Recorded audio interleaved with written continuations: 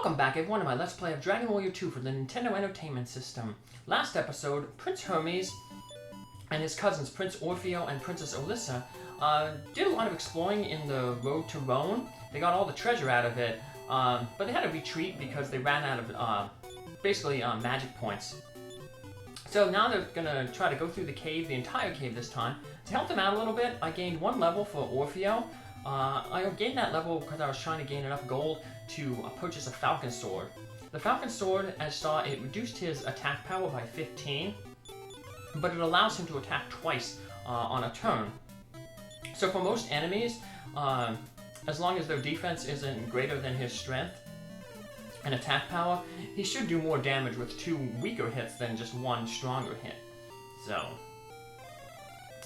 let's head to the road to Rhone, which is going to be very difficult, but if you think that's really difficult, wait until we actually get into Rhone. The enemies there are really, really dangerous because they're really, really cheap. They have a lot of instant death spells, and one of them actually has an instant death spell that has 100% accuracy, so if that hits you, it's game over.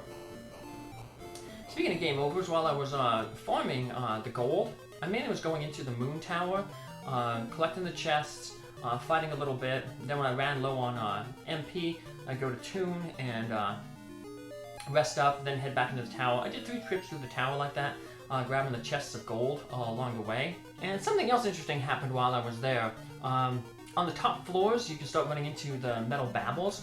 I actually defeated quite a few metal babbles, and I ended up getting the dragon potion. What that basically does is it allows you to save your game anywhere.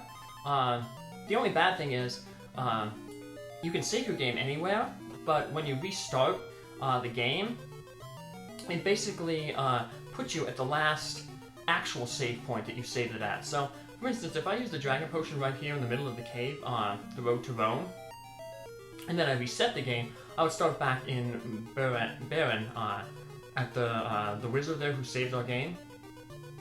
So it's not necessarily as useful as you would think it would be. It sells for a lot of money though, 7,500 gold, so yeah, you can sell it and get some decent cash, but I just kept it just because it's, fun to have. So here, it's a pretty dangerous floor. This is the one where we had a watch, where we stepped because we fell into a hole, and that took us down to where the thunder sword was. We don't want to fall down there again. We actually want to make our way to the staircase down there, so just follow the path there that I just showed you, and you'll be fine. If you do fall down into the floor below, you can head up to the northeast section of that floor, and there'll be a staircase that'll take you to the top of that room. You'll just have to make your way back. So here's a new enemy. It's one of the ones that's going to be frequent in Rhone. The silver backbone. Not as bad as the gold backbone, but these guys, they cast the Firebane spell. They can also heal themselves entirely with the Heal All spell. So they're pretty dangerous magic casters. Not as dangerous as the gold backbones though, because the gold ones, they have the Sacrifice spell. That's a spell that Orfeo's going to learn later on. And basically what that does is, at the cost of the user's life, it defeats all the enemies. So if the gold baboon uses Sacrifice, it sacrifices itself and wipes out our entire party. So, not good. But yeah, that's some of the things you gotta worry about in Rhone. There's also some enemies that have... Oh, Sacrifice has 100% accuracy. So yeah, if they cast it on you, you're done. There's a few enemies, other enemies in there that have instant defeat spells. One of them, the Blizzard enemy, has the defeat spell like Orfeo does. Luckily, it only has a 12.5% chance to work, but still, when you have a bunch of them casting it, you may get in trouble. So here's that one combination 2 green dragons that I fought in the last episode off screen that showed how deadly they were, because when I finished the battle, I was pretty much at low hit points. They get a little bit easier now that we have the exploded spell with Princess Ollisa, so you can take off a good chunk of their hit points. So, but Prince Hermes also, yeah, pretty much exploded, and then a hit by Prince Hermes should finish him off. So, but I didn't want to level grind all that high to get Ollisa to 19 to get that exploded spell the first time we were going in here, so... Now this floor is, it's kind of a maze. You just have to take the appropriate passageway, the one that I'm taking here, because if you don't, basically it warps you to, like, it warps you around. If you go the wrong way, you're basically taken back to the beginning. So... But, one good thing about this floor, even though it's very mazy, is on this floor you can start encountering a group of 4 of these magic vampiruses, and they're the ones that drop that mysterious hat, the one that cuts MP usage in battle by 25%. So this is a good place. I actually got my mystery hat for the bonus episode in here. I basically just came here and was farming these guys to gain, you know, experience. They don't give the best experience, but the fact is I wanted to get that mysterious hat, so I fought so many of them that I ended up getting that hat, even though it's only like a 0.8% drop. But when you're fighting so long, so often, and there'll be a lot of fighting if you want to get to max level. Experience maxes out at 1 million experience, so we're not even a 10th of the way there. So even though we're mostly like almost halfway to the max levels, Prince Hermes goes to 50, so he's more than halfway. Orfeo goes to 45, so he's over halfway. And Ollisa goes to 35, so she's more than halfway. In terms of experience there, we're only like a 10th of the way to max experience. So here we are in Rhone. It looks like kind of a snowy area. We want to stick to the southern mountain range as much as possible, because that has the weakest encounters in it. But even then, the encounters are really, really tough. So, here we have a new enemy, the Blizzard enemy. They can cast that defeat spell. But they're also somewhat susceptible to the defeat spell. They have a 43% chance to avoid defeat. So it's a good idea to just, like I said, a little bit better than a coin flip to cast defeat on them. So, you know, whenever you run into them, try to cast defeat on them, because usually they come in groups of 3. It's weird that it's come with an attack bot. But it seems really common to come in groups of 3. So throwing the defeat up, you're most likely to get at least 1. And that could definitely help you out. So, yeah, their defeat only has a 12.5% chance to work on you, but still, you know, you don't want to play with those odds. So, especially it's really nerve-wracking now, because there's going to be like the final shrine, the final resting place. It's not too far from where we are right now. So you're always like, oh, I hope I don't, like, you know, end up getting a party wipe here, because if I do, I'm going to be all the way back in Baron, and I have to re-go through the Cave of Rhone. So luckily, once you reach the final refuge point, we'll never have to go through the Cave of Rhone again, because that'll be our return point from then on, and if we need to get out to the real world, you know, the rest of the world, there's a passageway that takes us back to that shrine outside of Baron, so, or outside of the road to Rhone. There's another new enemy here, the Cyclops. He has a cousin, the Giant, and he's a little more dangerous than the Cyclops. They're both big guys with 1 eye there. The Giant has a big club though. Cyclops, he's also somewhat weak to the defeat spell, only a 29% chance to resist the defeat spell. So it's a good spell to use against them. They're also very susceptible to the surround spell. So as you can see, they have a special ability to use that brutal hit, and that's like a critical hit on their part. So you might want to throw up the surround spell against them while you're waiting for defeat to hit them. But yeah, both only 14% chance for them to avoid surround, so it's a good spell to use against them. So you just head up here, and there's the final monolith, the final shrine in the game. And like I said, unfortunately we keep running into these silver backboons. They can really put a hurting on us with their Firebane spells. They have a 57% chance to avoid the defeat spell.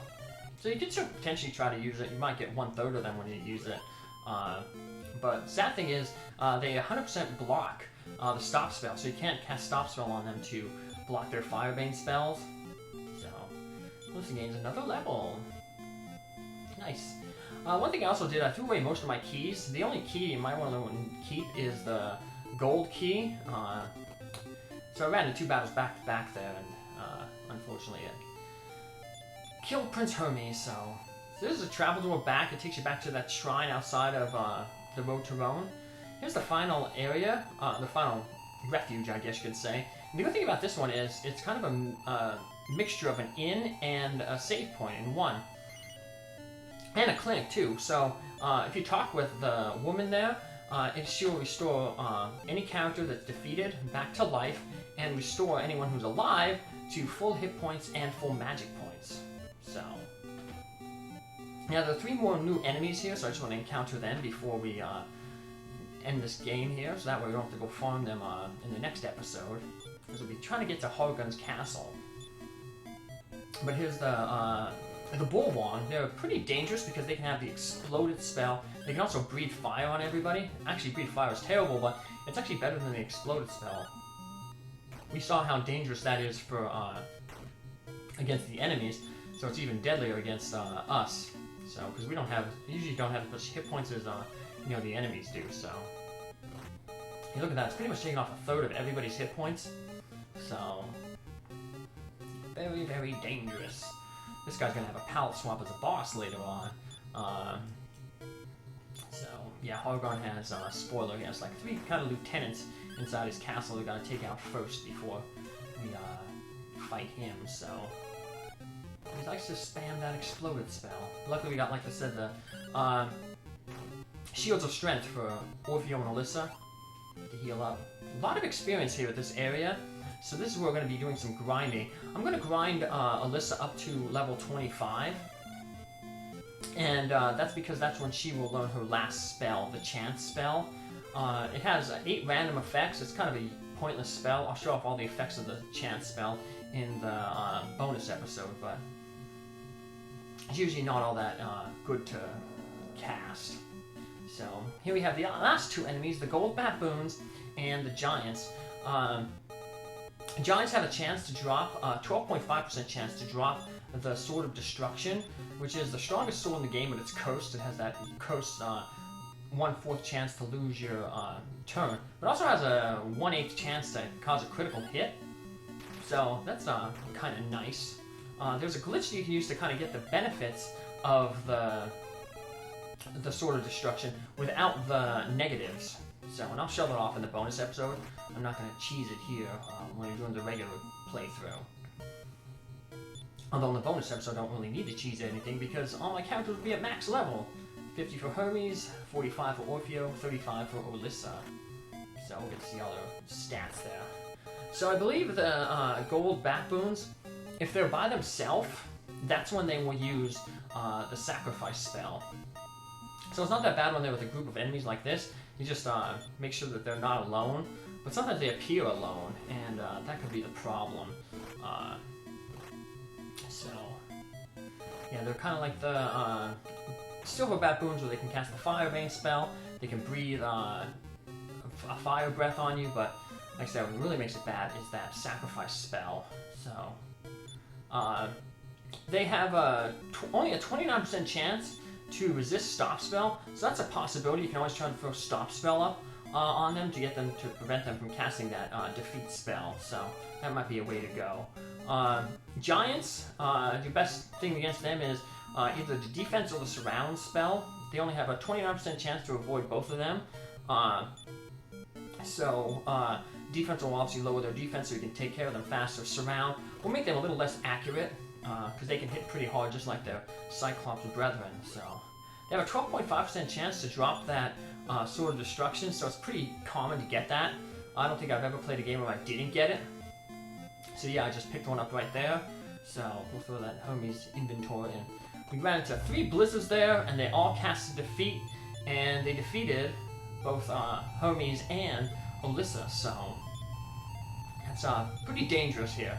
So luckily though, like I said, we have this place that automatically revives us, maxes out hit points and magic points, and it saves our game. So as long as we don't save anywhere else, anytime we use the return spell, we will just come back here.